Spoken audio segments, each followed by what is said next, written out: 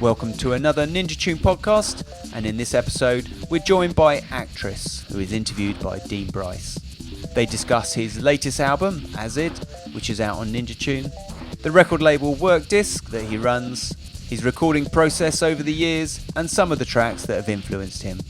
After that, we'll be delving into some of the new releases coming out in the Ninja Tune family of labels, including music from Whiston, Nathan Fake, Bicep, Jordan Rakei and James Heather. Don't forget, if you're listening in iTunes, then please rate and review the Ninja Tune podcast.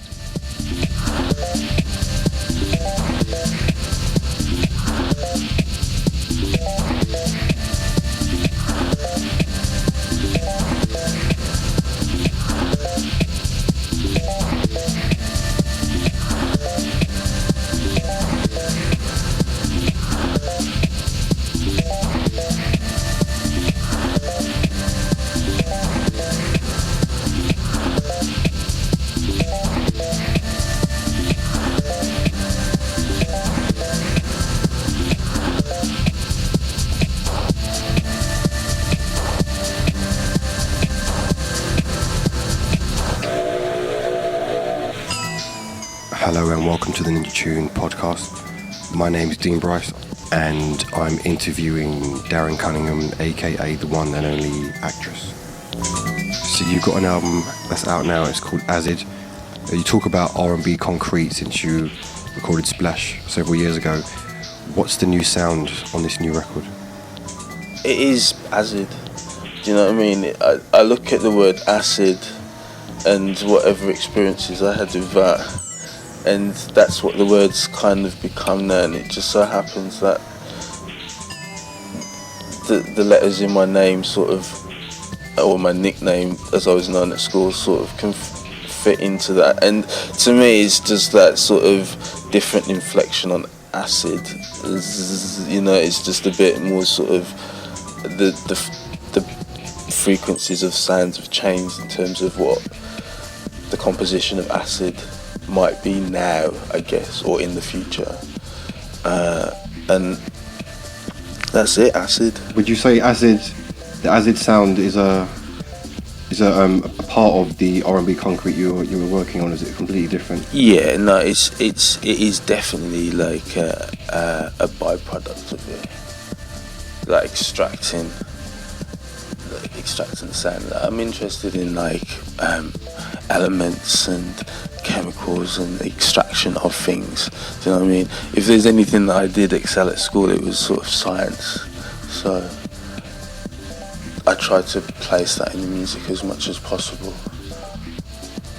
You could be lazy and define your music as techno because that's what it seems to be rooted in most of the time.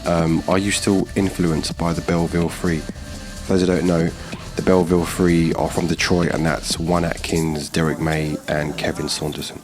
Yeah, but they change all the time. So like when I was younger, I would have been much more sort of like Juan Atkins, having still been listening to, like if I was making selections between the three of them, who was like the best. And then I listened to Innovator, and I just had that on repeat. And then I listened to Derek May's DJ mix. I can't remember what the DJ mix was, but it was something that was released on CD. But I was listening to Juan Atkins' DJ mix as well, and the two were just too sick, basically. So it was always sort of them two, and then I'd sort of lean more towards Derek May. But to be honest with you, the first record that I actually played out of three of them was a Kevin Saunderson, like E-Dancer. 12-inch that had like Carl Craig remixes on it and stuff like that. So actually it was Kevin Saunderson who, his records I first started playing. So it changes all the time. But yes, I am still influenced by all three of them and Detroit. And do you have any other current influences who are unexpected, people wouldn't really associate an Actress influence? To be honest with you, all the producers that are making music in my field and currently are influences. All of them. Like there's not one direct one, and I just see them as my contemporaries anyway. But outside of that, I would say like, and it didn't directly influence this record necessarily, but it put me in a different headspace. It was Solange's new album, so that was very influential in a way. And along the way, I've already mentioned like Fiore in terms of from the classical point of view. But yeah, I was listening to. I mean, you can tell by some of the samples that I've been using, like sort of hip house and sort of like expansions, you know, move your body sort of thing. You know, these were the things that were sort of informing the actual concept, if you like. You know what I mean? And I just wanted to sort of, you know, extract a different sort of parallel to it. You mentioned Solange there, actually. That's one of my records of last year as well. That's a very political record. I wonder if you've ever touched upon any political themes yourself in your own music. I mean, it depends. I don't really look at it so much as a political record, really. I try to just look at it as a body of work, and it's very, very powerful album for someone like Solange to do an album like that. I thought it was very showed a lot of bravery, and that's what I respected about it more than anything, more than any of the sort of political. You can only respond to what's going on in the world around you. Do you know what I mean? That's it, and that's what she did. And that's why I don't really see it as so political, if you know what I mean.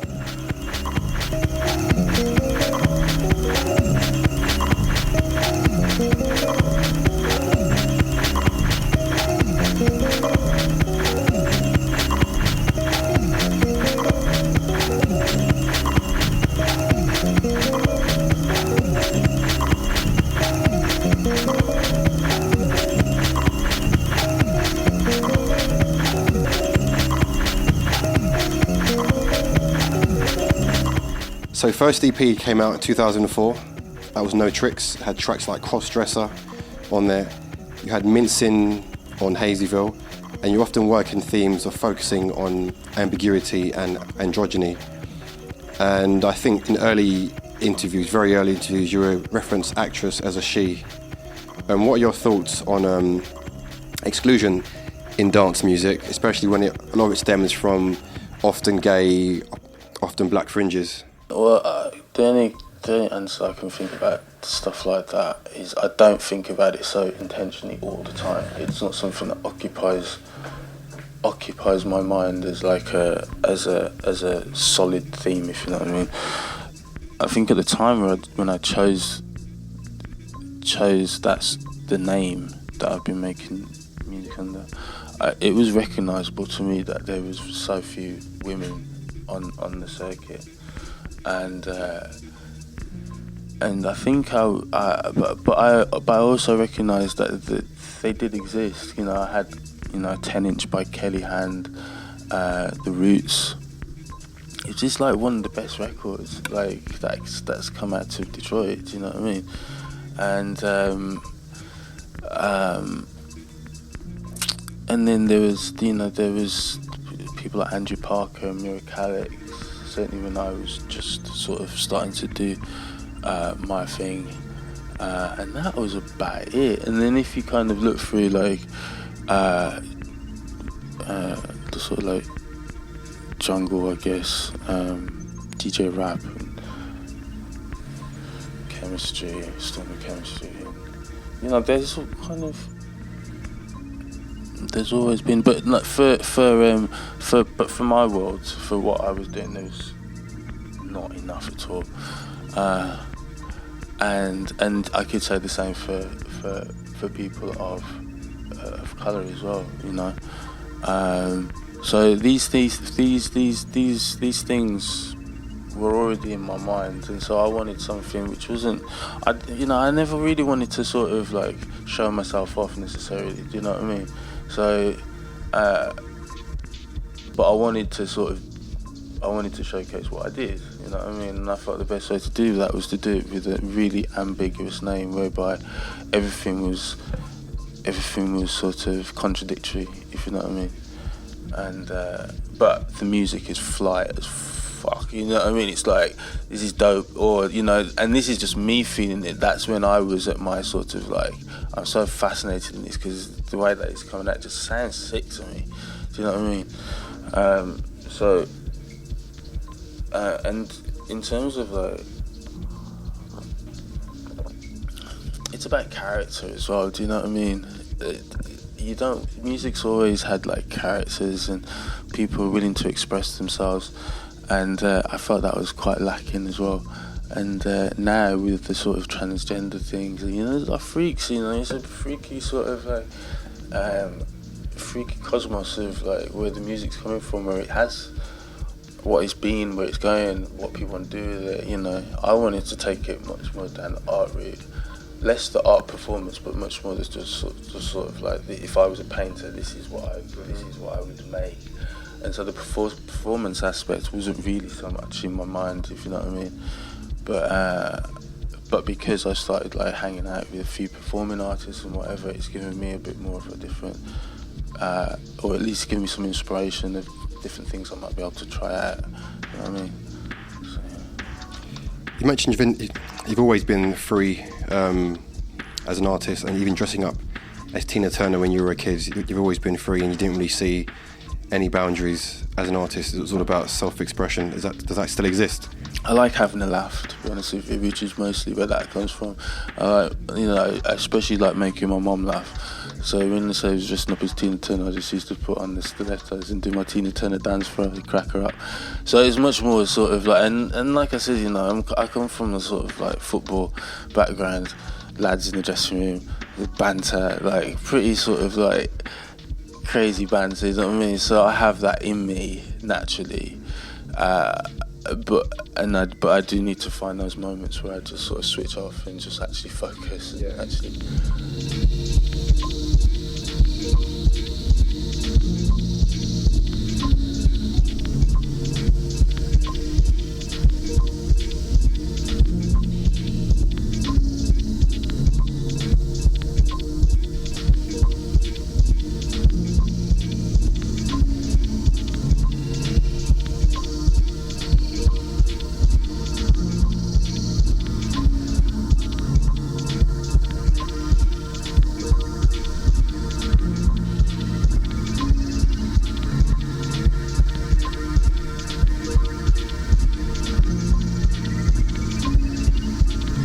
You run a label called Work Discs.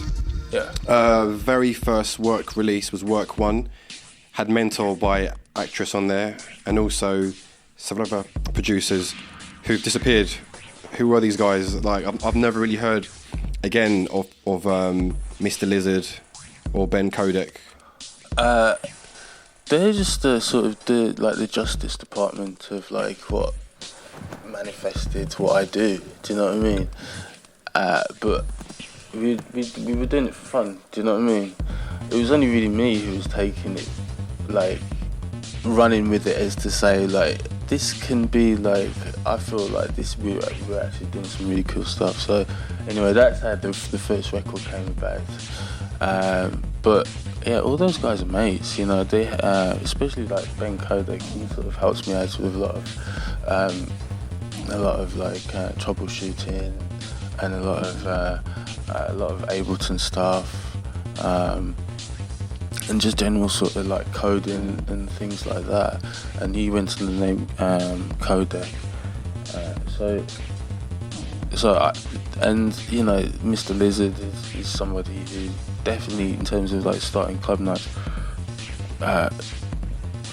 took the edge off it in terms of like the sort of lesser seriousness that we wanted to bring to it. You know, it was that sort of we wanted to be in those in between zone where we wanted to take it seriously, but we wanted to also be fun and creative and actually give you a buzz. Do you know what I mean? But yeah, it was great because it was just sort of us just like messing around with sound ideas and electronic sound ideas at that particular time.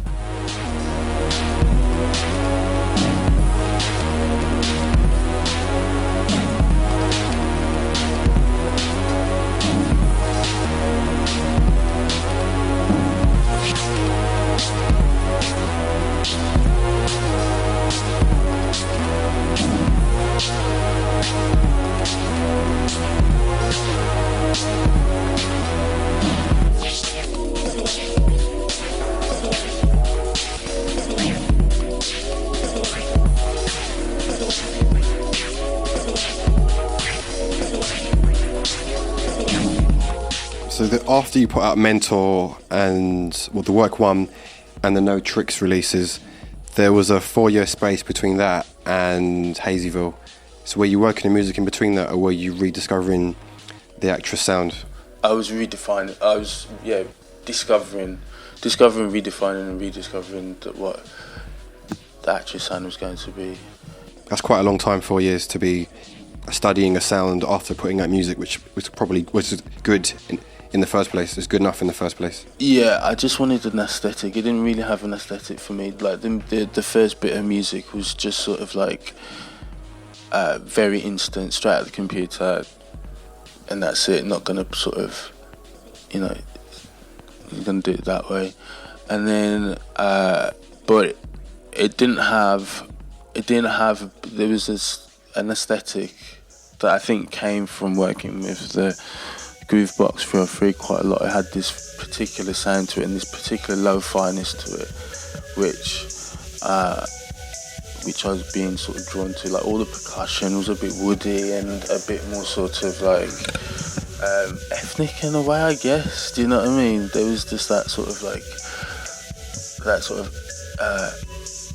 a bit more of a sort of primitive feel about it, and that's sort of the line that I wanted to go down. But I wanted to place it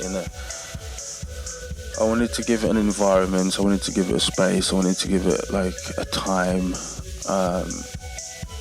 and I wanted to give it like some sort of narrative or some sort of autobiographical narrative about my music making. And but I felt like the only way that I could translate that was to really sort of work with a sort of slightly low and out of reach palette, you know what I mean, which hinted at influences, house, techno, electroacoustic, classic, into this, into that. And I think because, reggae, soul, different tempo, so that's kind of how I wanted to put that out. That's why it took so long.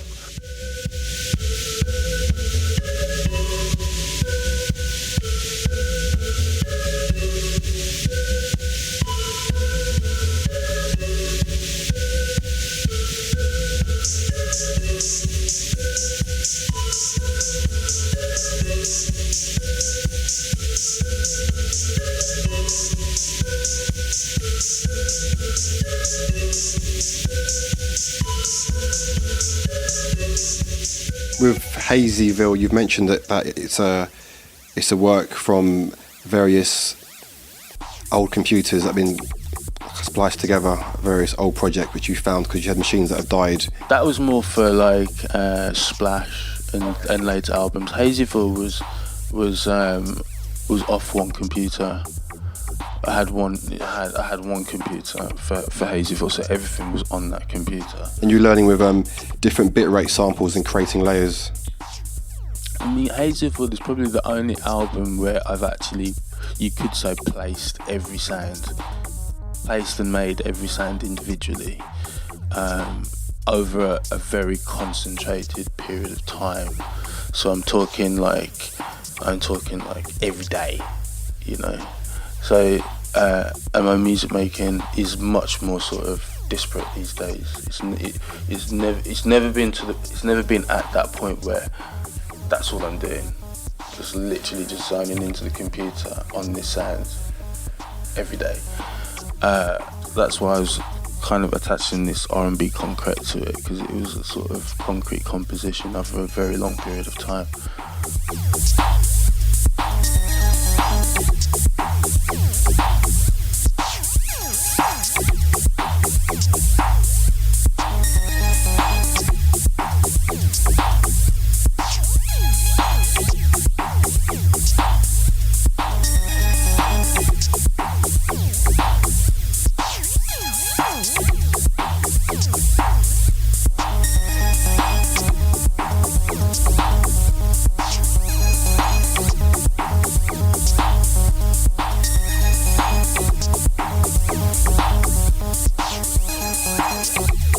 You said before that the creative process is draining and difficult. I've read that in a couple of interviews. Almost like you're purging something out of you. Is that still the same? A lot of it depends.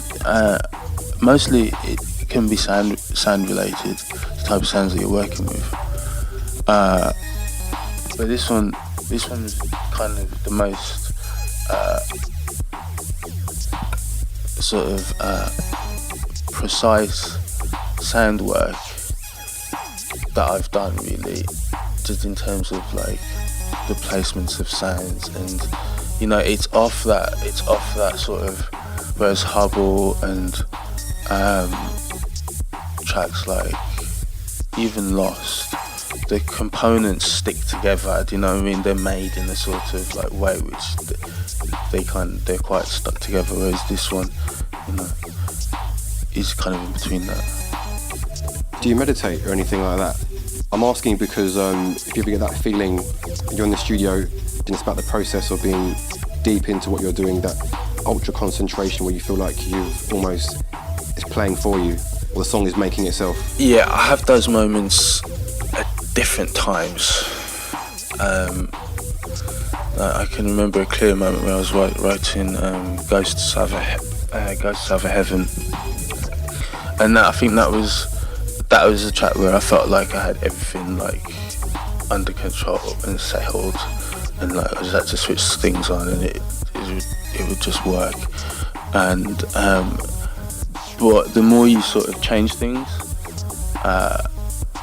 then obviously you're changing the rhythm, and it just takes a period of just working and figuring stuff out and finding the most comfortable conditions where you can kind of reach those moments. Certainly on tracks like Visa and Runner and even Dancing in the Smoke. I mean, that track was like, if I couldn't even think of how a composition of that track might even look like, to be honest with you, but the making of it was insane. But so, and it's kind of that's the rewards for me, when I can kind of start something which is like, okay, this could be quite vast actually, to sort of try and control all the elements and actually make it sort of in some way coherent, do you know what I mean? But it was really enjoyable working on that one. So yeah, and it's different sensations now, do you know what I mean? And it depends the style of music that I'm making as well. If I'm making something which is just like sort of kicks and bass and tones, then that's sort of much more sort of working with fewer elements and just gliding along.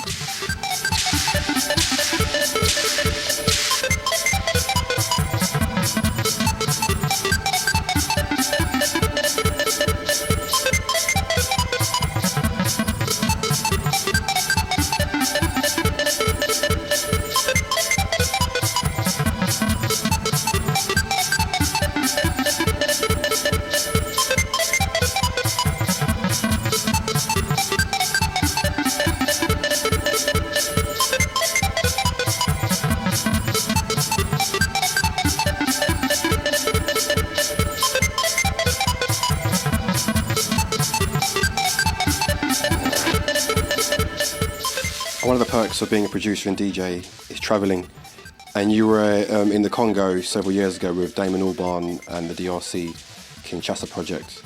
I heard a story how you left the camp, but you weren't supposed to. You left the compound and went missing. I don't know if it was for a day or two.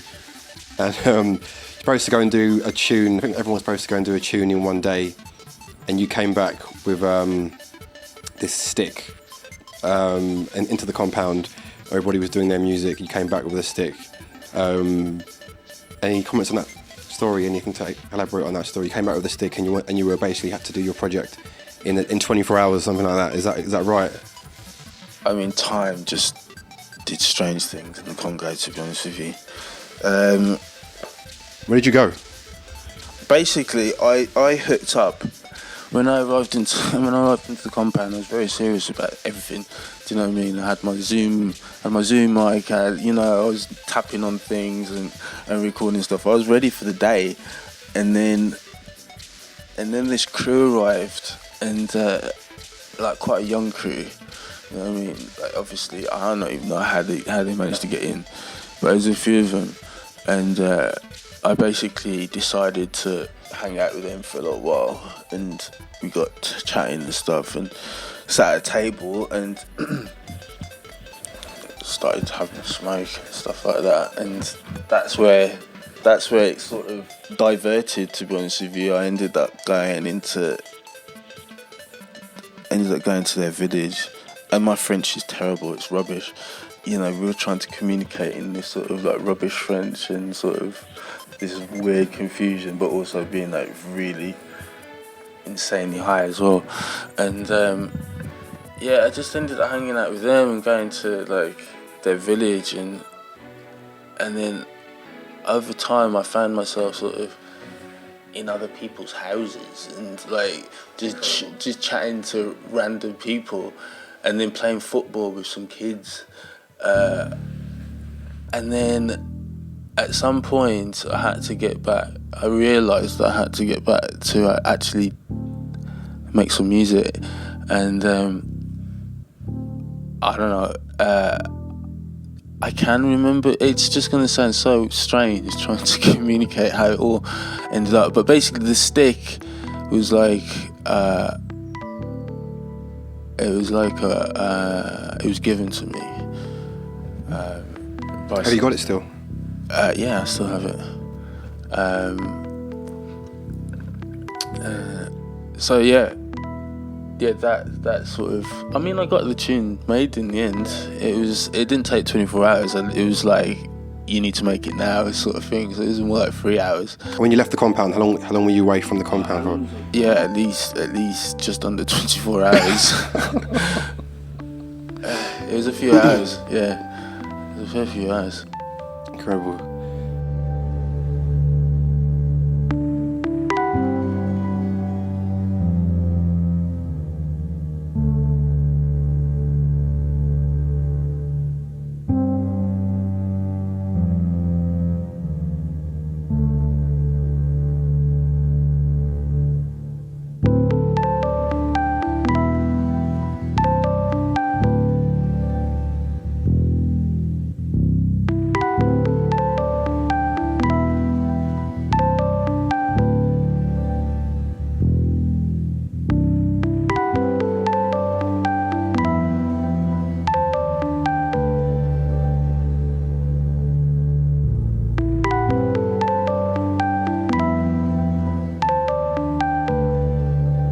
So do you want to chat about your influence songs, tracks you've chosen, have influenced you? Yeah, I was listening to it on the way actually. It's a track that my dad always used to play. It's by the In Crowd and it's called Backyard, and it's got like the vocal version and then the dub version, and that song was a big influence just because I heard it all the time, and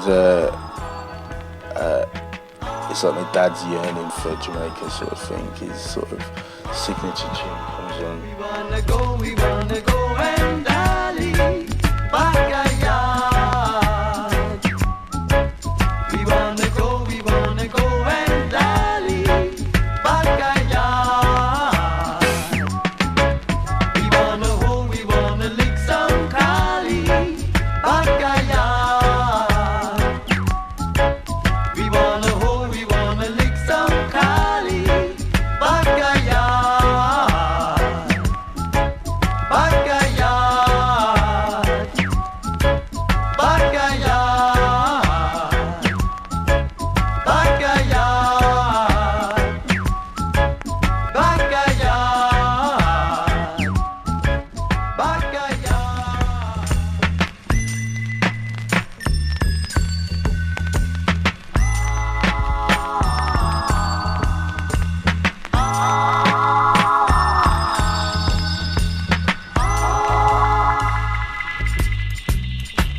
If that's by my dad, it would my mum would always be playing Audrey Hall, One Dance Won't Do.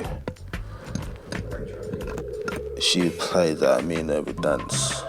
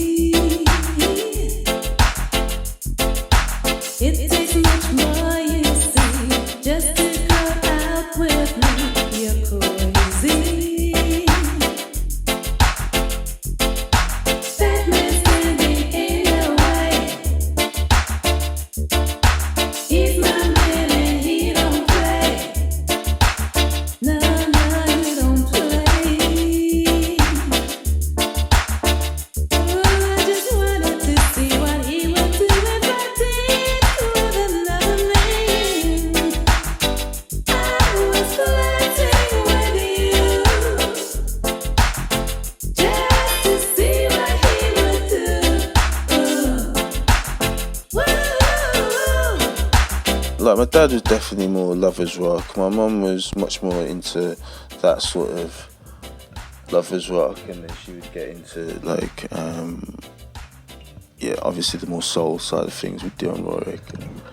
But then, like, my dad would buy records that contained like compilations that contained like some of the more sort of 80s stuff that he was sort of feeling, do you know what I mean?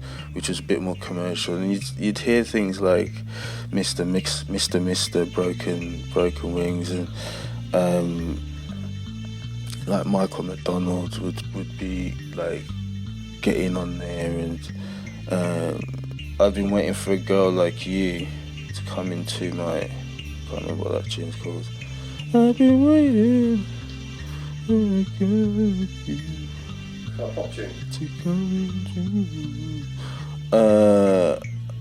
yeah, there you go, Foreigner.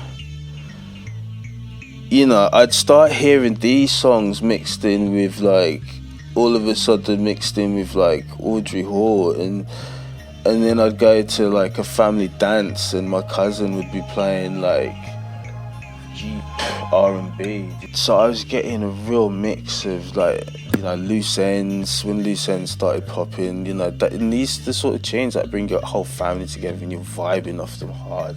I remember when R. Kelly came on the scene, damn, my family went into overload, and Jodeci and things like this, Blackstreet, Teddy Riley, all these, you know, Jam and Lewis, Janet Jackson. It was just Michael Jackson, Smokey Robinson, Marvin Gaye.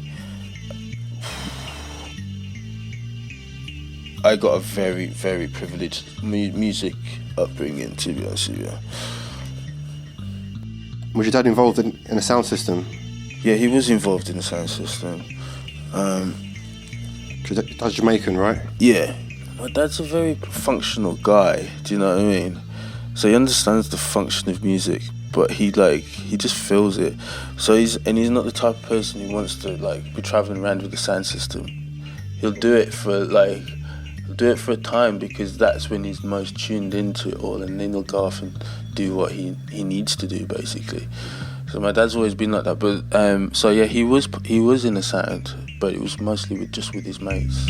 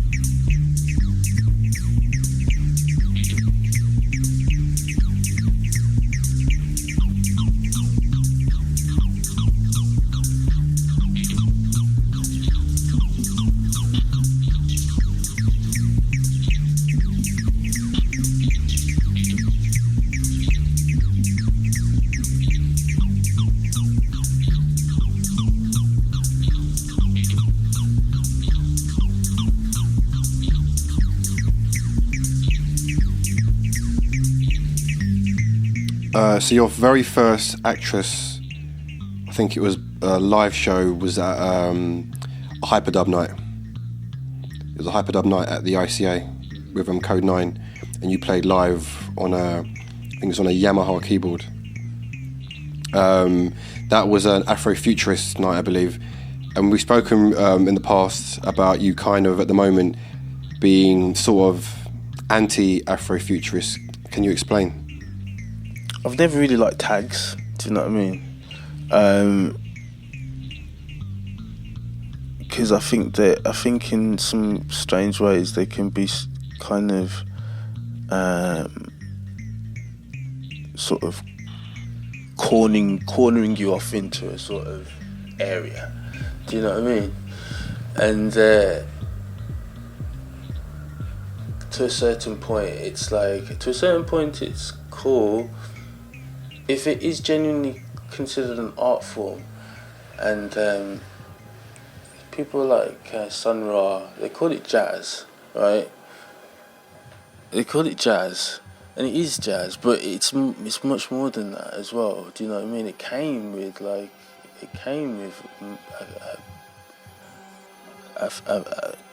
philosophy which is comparable to a lot of the sort of philosophy that you would hear in the sort of Western is considered philosophy.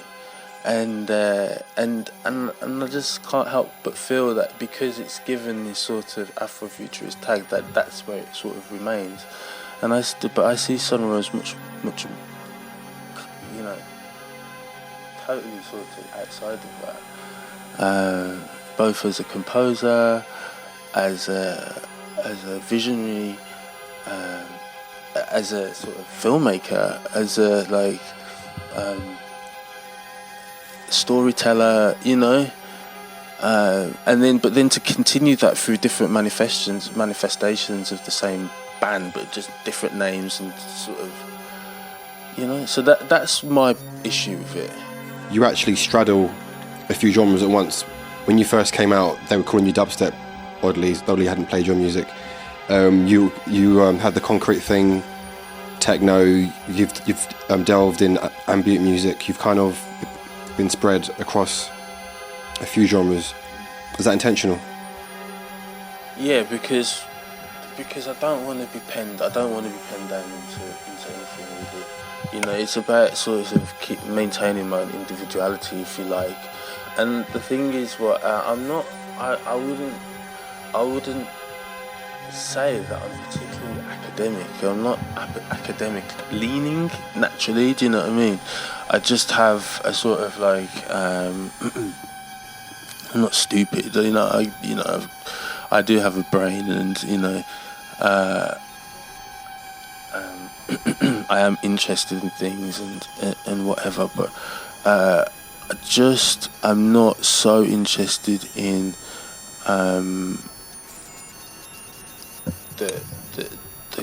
the conversation, if you like, in the way that it is at the moment. I'm much more sort of from a realistic perspective, you know what I mean? That can be applied to sort of our own evolution as a generation more than anything else. Do you know what I mean? Just where the people that I grew up around, the place that I live, the people I have to communicate with, and the sort of the side of it where it becomes sort of discussed as something which, I do find an interest in it. Do you know what I mean? And that's where I like to keep myself at, really. Because I think that's the only way that I think I can stay quite genuine to sort of where I feel I come from. This is where I feel I come from, actually. And I like to keep it that way, to be honest with you.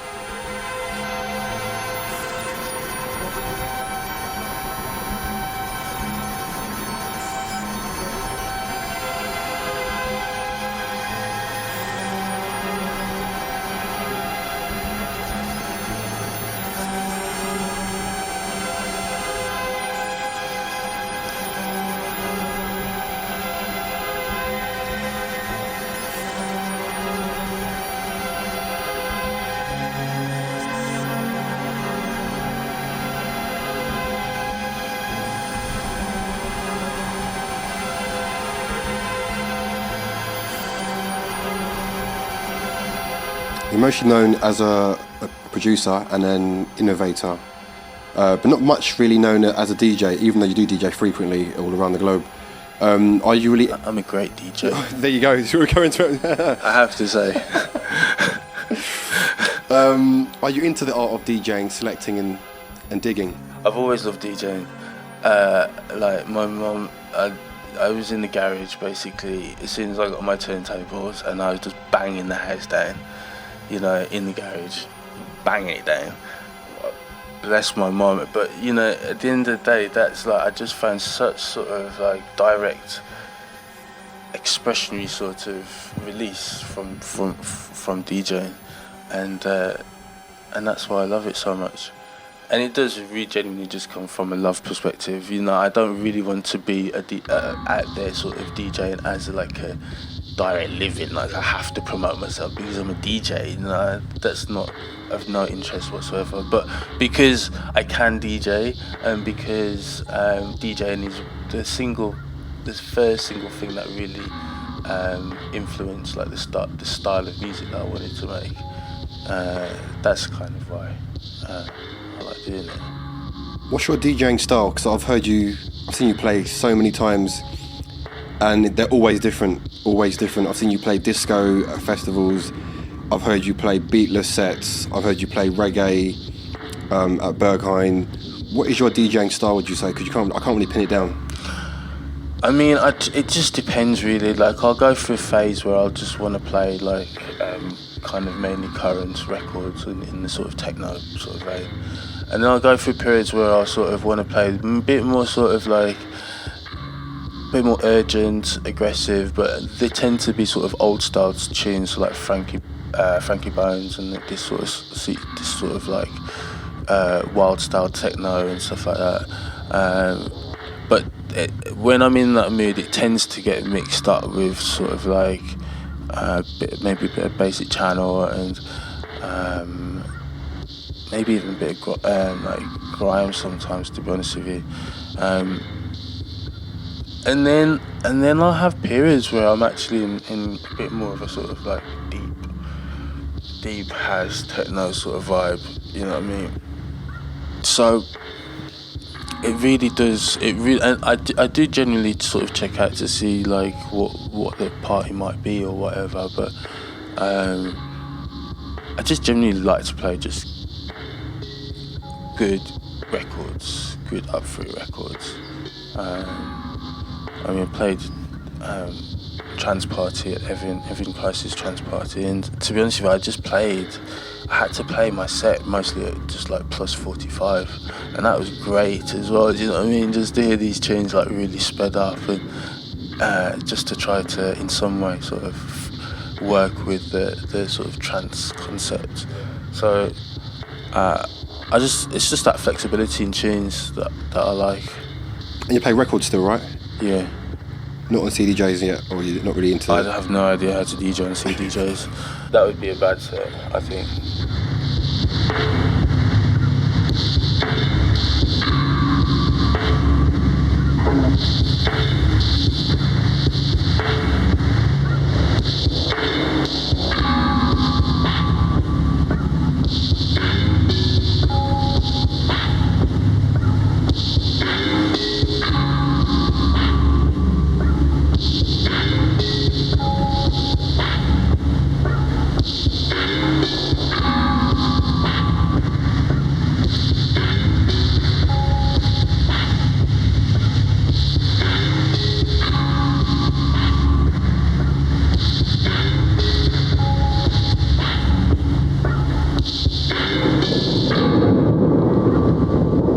Let's talk about getting back in the studio. Let's talk about a thing called chaos magic theory, which is a term actually which I first heard coming from you, and it's something which you've used a lot in the creation of As Is. Can you explain what that is and how you use chaos magic theory? I don't think I use it. But you're aware of it. Oh yeah, I'm definitely aware of it. And it's another one of these things that is that comes across and like gets into my interest. But most of it comes when you're sort of in the studio, and these things, you got these little phenomenons happening sort of like all the time, sort of thing, and then something in nature will just happen, and that's kind of sort of pushing in that sort of chaos, sort of chaos magic sort of zone. And I just remember writing one of the tunes on there, and just having written down all the sort of the notes and sort of some of the composition and some of the titles and stuff like that. I'd left my notebook sort of on the window ledge and sort of continued working, and came back to it, and like just my ink had just like, it rained, like only for like a small amount of time, but it rained, and like all the raindrops were on my notepad, and I didn't notice it until it had dried out, and like Chaos Rain was like written as the title and stuff like this. And it's just those sort of like quite magical moments that occur out of all the chaos. So you mentioned that you actually write things down when you're composing. You got a notepad, and I've seen before you have these pads with these squares across it, and you're kind of jotting down. I'm not sure if they're patterns. I'm not sure what they are. Some form of notation. In the modern age of computers and sequencers, why are you still writing things down? That's a good question. Because it keeps me functional, and there has to be some level of routine. Do you know what I mean? So like, you go to school, you know what you're going to be doing first thing in the morning. You're probably going to be, if you've got, you know, you're going to be using the pencil for this class, you're going to be using the fountain pen for this class, you might have to use a biro for this class, you're going to have to write a certain way for this, you're going to have to work this out for this, you're going to have to draw this shape for this, and you're going to... For me, those are just the very basic things that you have to do every day, do you know what I mean, just to sort of be functional. And that's why, for me, it's important to write things down and write, because the music is chaotic, you know, the music is born out of chaos, and so that sort of the diction of it, or the explanation of what the chaos is, has to be, for me, written down and followed as a sort of general pattern throughout the whole process. And whether that, you know, that sort of slides between sort of composition to sort of writing tracks that I hear on the radio down, you know, pulling over, stopping and pulling over quickly in the road, do you know what I mean? Just like I was causing so I could like get my mobile phone out and Shazam like what's just come up on the radio, write it down, and then sort of like indicate and get on my way again. That happens regularly. So, and then it just means that I can sort of go back and know that I've almost like recorded my movements throughout the day, and that I can come back to it at different times during. And it may never be on that particular day. It may be like, it could be a year down the line where I see something that I'd written, and at that particular time it's been the trigger for like the next idea or whatever idea it's going to be. You're a big fan of samples and found sound, and you mentioned in one of the tracks on Acid, there's a sample from a pirate station which you can't really hear. It's buried so deep within, but you told me it's of it could be a rave tune on a pirate station. How deep are you into sampling?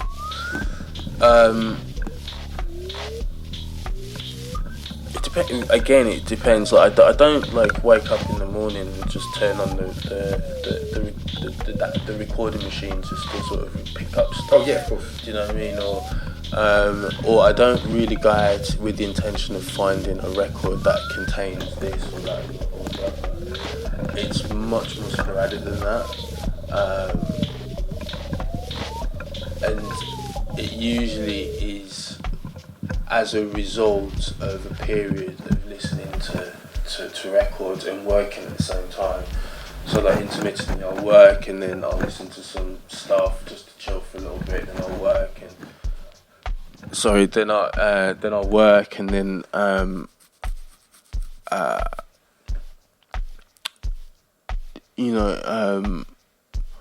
I might just do something completely different, like but in the process maybe, so just like either write some stuff down or decide that I need to change some like cables at the back. So again, I'll have music sort of just playing, and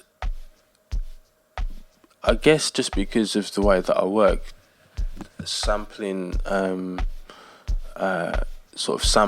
potential sampling just sort of arrives at certain times, and I make a very sort of, and then I have to make a decision as to whether I'm going to use it or not.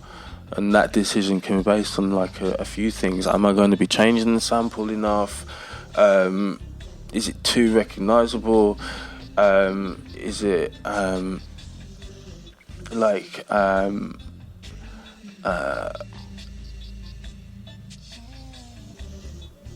how do I want to sort of put it in? Do I want to leave it in the computer and let it sort of appear as part of a system, or do I actually want to put it on a drum machine and actually play with it and do something with it?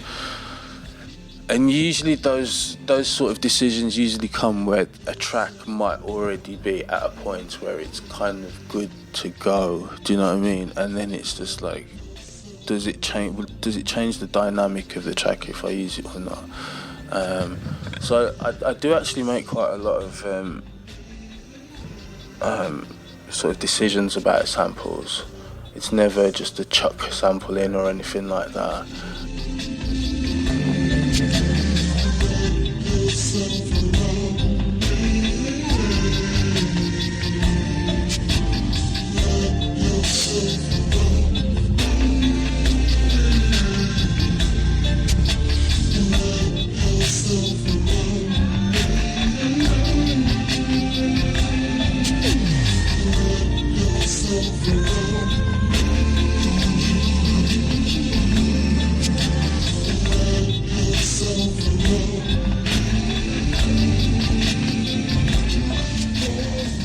Play video games?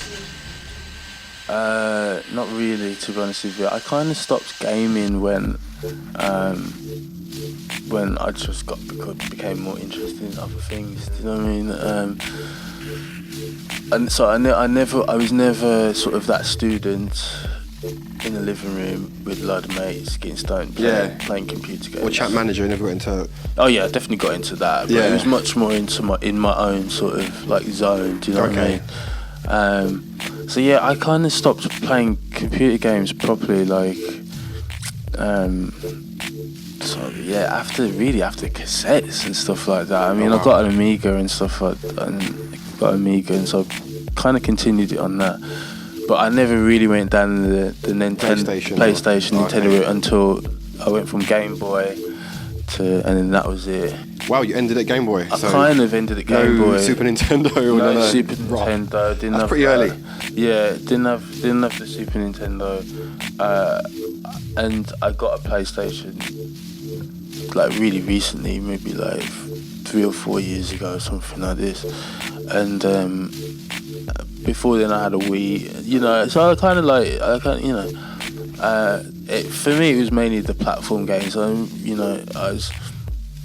kind of liked I like watching a lot of the more sort of like really modern. You know, I played Grand Theft Auto a little bit, and I watched that. It's like a movie. It's deep. Yeah. I can't really play it, but I've got friends who play it. I could just watch. Yeah, exactly. Do you know what I mean? So I got different things out of it, but I'm not really a gamer like that. I like making music that sort of could be attached to it, but I'm not really a gamer myself. You've made a lot of kind of game music anyway. There's the EP which came out. You put out Harrier Attack, the kind of ode to the old video game on the Commodore back in the day. Yeah, I mean that was to be honest with you, that was the Amstrad, but most of the sort of computer influenced games music that I make is mostly sort of in homage to the Amstrad 464. There's even interlude parts on Splash, which has video game bleeps, and which kind of echoes that generation. Maze as well, I think, contains a couple of things.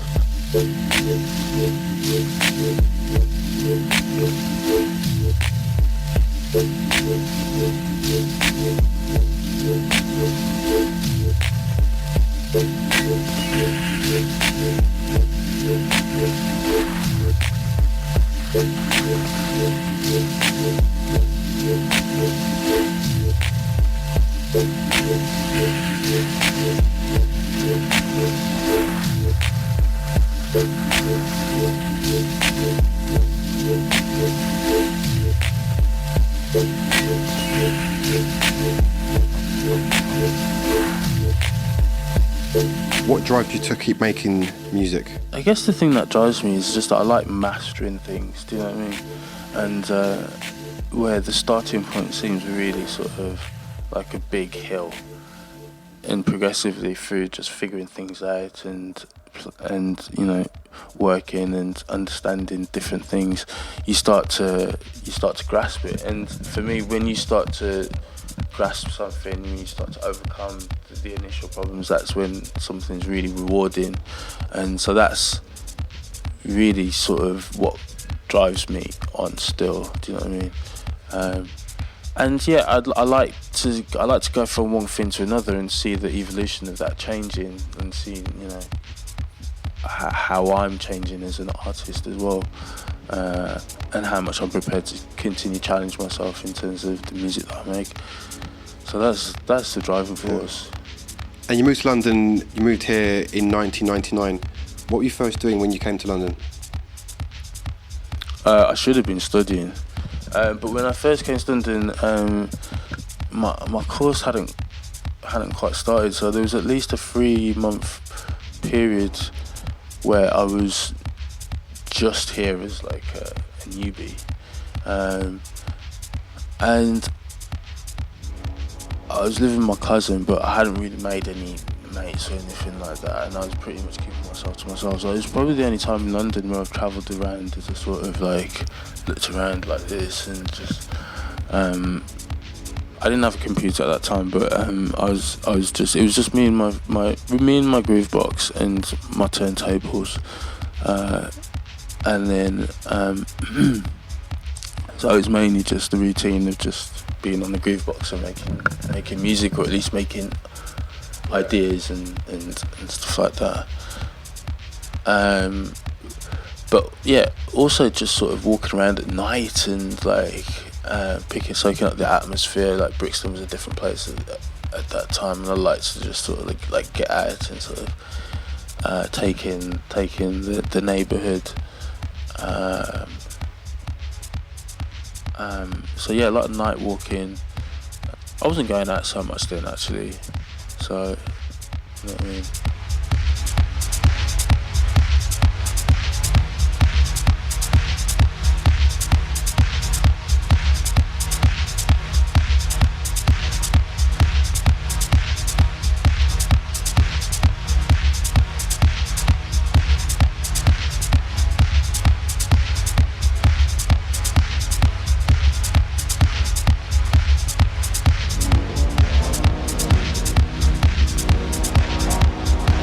There's a book by Malcolm Gladwell, which is called Outliers, and it says in the book, to really be a master of anything, you spend 10,000 hours at your task.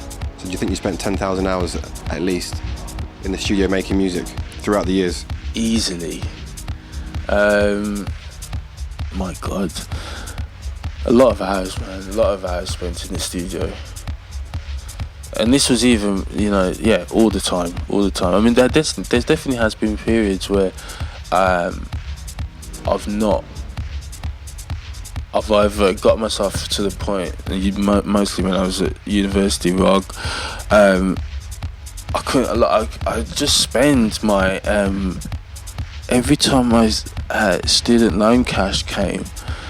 There used to be this vintage synthesizer shop in music store in Brixton on Acre Lane, and I just couldn't help it. But every time money landed, I used to go there and just they used to have so much cool like vintage synthesizers, and I just ended up like spending like my entire student loan on like this ridiculous vintage synthesizer and like getting no sounds out of it, but like, or not knowing what to do with it. Do you know what I mean? Not really even knowing what like CV was, but just playing it and just changing the knobs and stuff like that, and then realised that the university was like threatening to kick me out if I didn't like. So I had to sort of sell it back to the guy to like get like just over half at a loss. Yeah, obviously,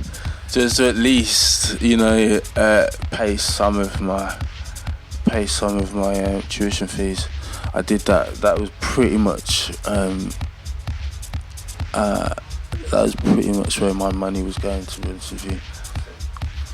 But yeah, like I said, there was periods, even though I have invested a lot of time in making music, there's also been periods where I've like not had any gear at all, so I've not been able to make any music. What were you doing then? We're kind of thinking about music. Were you thinking about it rather than actually making it, or were you thinking of when you had a drum machine or a sampler, what you would do? Were you writing things down at that point? No, on paper? It was a time actually when I just got quite bored with what I was working with, and there was no real.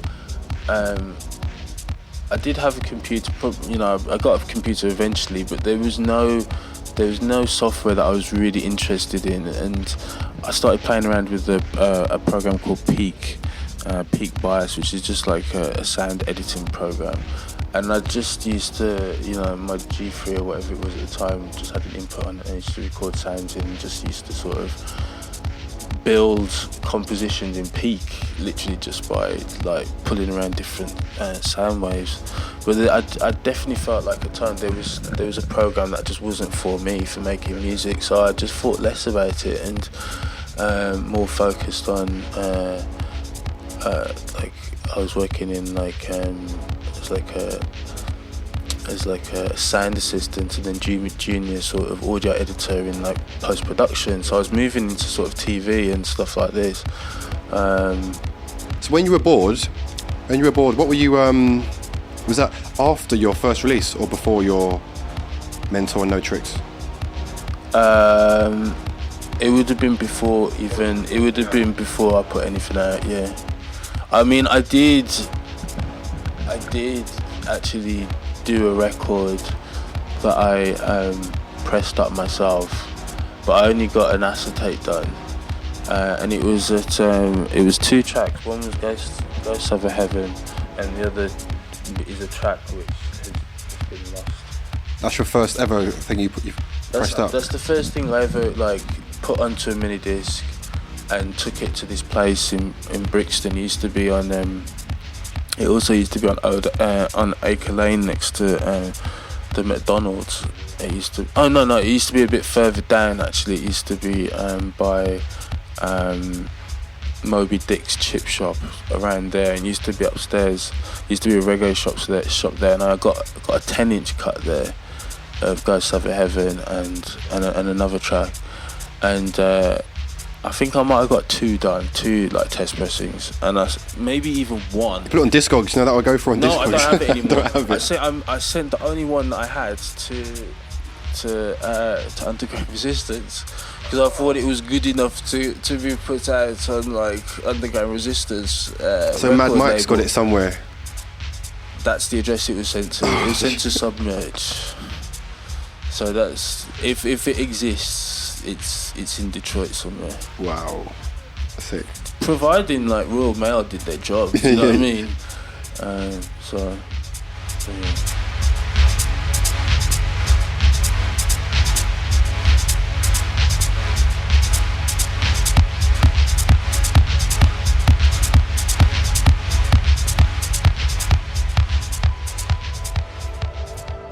That was Actress, interviewed by Dean Bryce. And now we turn our attention to some of the new releases coming out on the Ninja Tune family of labels. We start with Kai Whiston and a track called Throat Behaviour, coming out on Big Dada.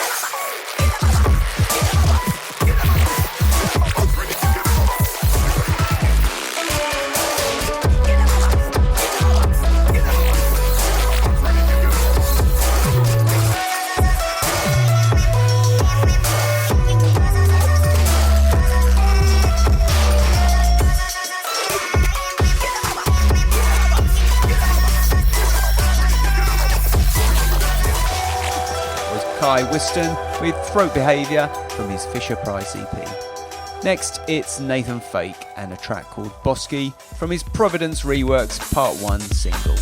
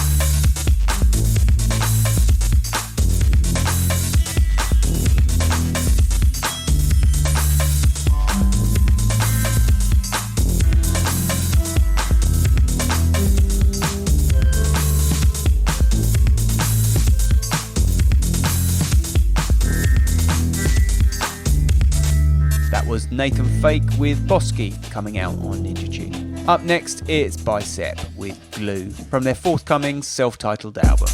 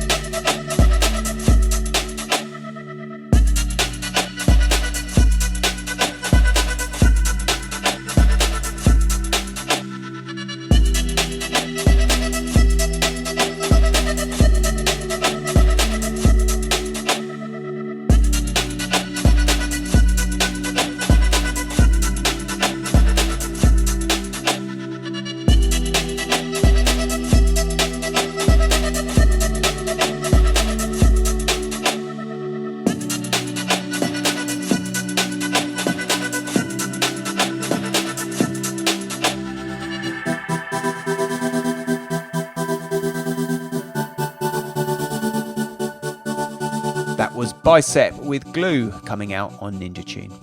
Next, it's Jordan Rakei and a track called Nerve on Ninja Tune.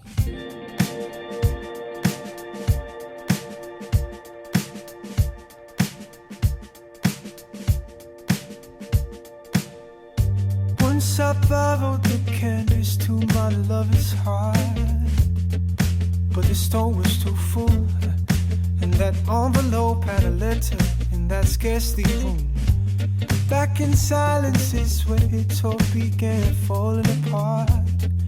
I was always a clumsy speaker, and we couldn't find one another in that scarcely room. Mark my words, I say I'm guilty of no poetry. I was working, I confess, see the courage in her eyes in that scarcely room. There were words of disagreement,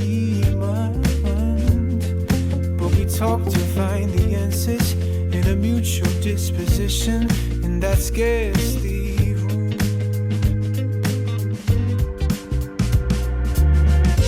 How can I find a reason to love you when I don't love myself? Oh, how can I find a reason to love you when I don't love myself? How can I find a reason to love you when I don't love myself? Oh, how can I find a reason to love you when I don't love myself? Shout at me and there are traits of insecurity. See, the man had stole a fire, so it's her who put the flame out in that scarcely room.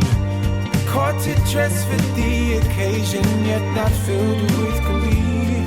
His hands reaching for the curtain, she was quick to put the light out in that scarcely room. was Jordan Rakei with Nerve. And finally, it's James Heather with a track called Last Minute Change of Heart, coming out on Ahead of Our Time.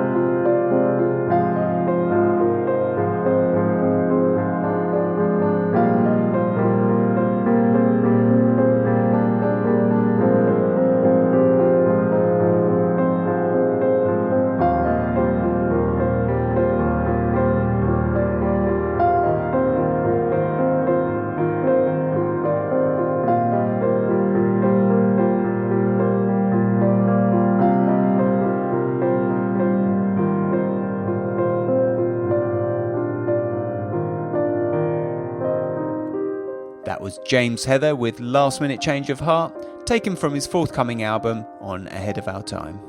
That's it for the Ninja Tune podcast. Our thanks to Actress and Dean Bryce for interviewing, and we'll be back with another edition soon.